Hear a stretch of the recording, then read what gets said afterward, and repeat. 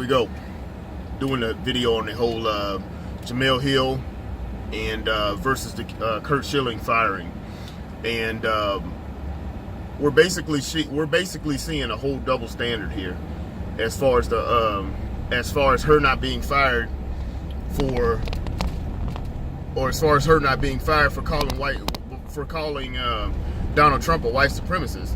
Now, my thing is that calling him a white supremacist is not something that she can prove. She can't prove that other than having a feeling. Now, Kurt Schilling got fired for saying that he doesn't agree with the whole transgender bathroom. He gets fired for that. Which, to be honest with you, let's be honest here, that's not even in the same league as making a false accusation about somebody. I guess you could maybe draw something and say that the transgender bathroom will breed people doing things to children or whatever, transgender people. Okay, maybe we can say that. But okay, let's draw that bridge, even though that's a hell of a stretch. That's the Stretch Armstrong reasoning. But okay, let's go with that. But she should still be fired because she made the same accusation and basically slandered someone and telling someone, because let's be honest here, calling somebody being a racist, white supremacist, or black supremacist or whatever is one of the worst things. That's one of the worst things that you can possibly do, which is what the left does. The left will to go out or to counter an argument, even when they're losing, which, let's be honest, the left loses pretty much all the time. Anyway, to combat their ideology, the first thing they say is, you're a misogynist, a homophobe, you're this and that. They start rattling off all these the worst things you can be as a human being as a way to combat their viewpoint and try to negate your viewpoint. That's what they do. She should be fired. I guess if you're going to,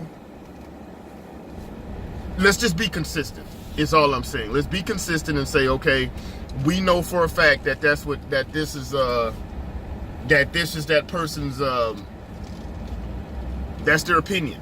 They could also keep it like that. Just say it's that person's opinion that's the way they believe. But let's get back to sports. First of all, ESPN needs to get back to sports anyway and stop trying to be so, and stop with the whole trying to be so into politics. People are not liking that, and it looks like people are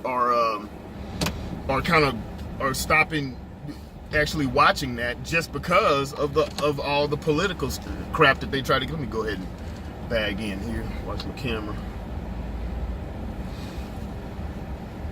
That's great. Look at that. Perfect. It looks like their viewership is down just because of that. So my thing here is, let's just be consistent. If ESPN, if you're going to be consistent, if you're going to sit back and call for and fire someone over their opinion or over their opinion and in saying something like this, then you would have to do that with her. But of course, this is also showing their political bias, because with Kurt Schilling being fired over saying that he doesn't agree with the transgender bathroom issue, then that's an opinion, and that's assuming something of the worst in humans, in saying that these people that are in transgender bathrooms are going to do something to somebody. That's assuming the worst, and she's assuming the worst. So if she's assuming the worst and he's assuming the worst, and you fire him, why don't you fire her? And to be quite honest with you, I honestly think if Kurt Schilling actually sees this video, who knows? If I were you, if they don't fire her, I would sue them.